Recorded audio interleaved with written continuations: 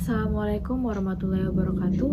Saya Rifka Handa Zurmaningsih, mahasiswa Pendidikan Sejarah Universitas Negeri Jakarta. Kali ini, saya akan mengutarakan opini tentang harapan dan realita penegakan HAM di Indonesia. Pada zaman Orde Baru, seperti yang kita ketahui bersama, banyak sekali terjadi tuduhan pelanggaran HAM yang tidak terungkap. Sampai akhirnya terbentuk Komnas HAM pada tanggal 7 Juni 1993 dengan berdasarkan keputusan Presiden nomor 50 pada tahun 1993. Setelah runtuhnya Orde Baru, kedudukan Komnas HAM semakin kuat dengan penerbitan Undang-Undang nomor 39 tahun 1999. Di mana dalam undang-undang itu diatur keberadaan, tujuan, fungsi, keanggotaan, asas, kelengkapan, serta tugas dan wewenang Komnas HAM.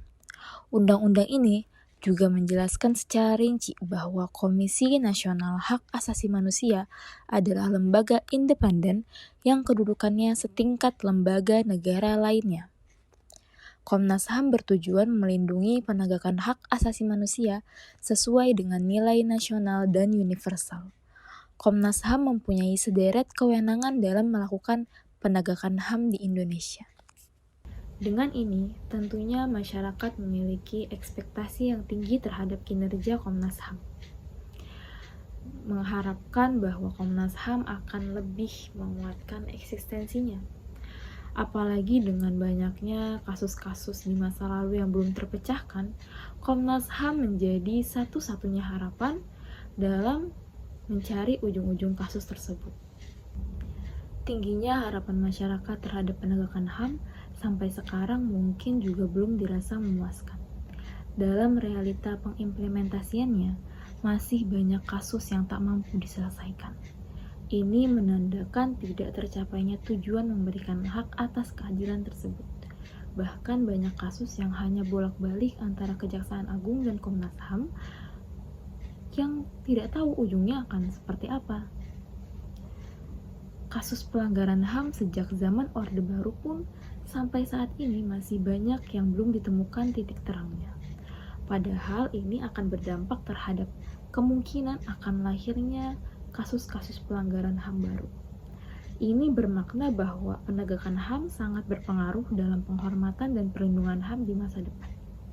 Pemenuhan penegakan terhadap HAM telah diakui secara universal.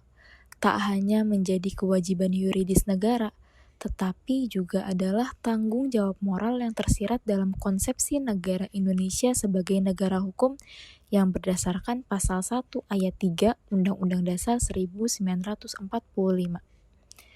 Dengan ini, negara dan tentunya pemerintah wajib ikut andil dalam mengemban tanggung jawab menyelesaikan kasus-kasus tersebut.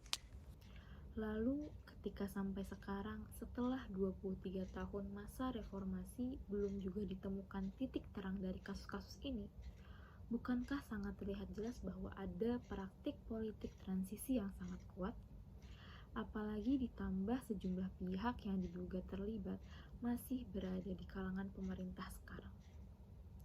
Jika realita yang tampak seperti itu, akankah ada kebenaran yang terungkap setelah bertahun-tahun warga Indonesia menunggu keadilan?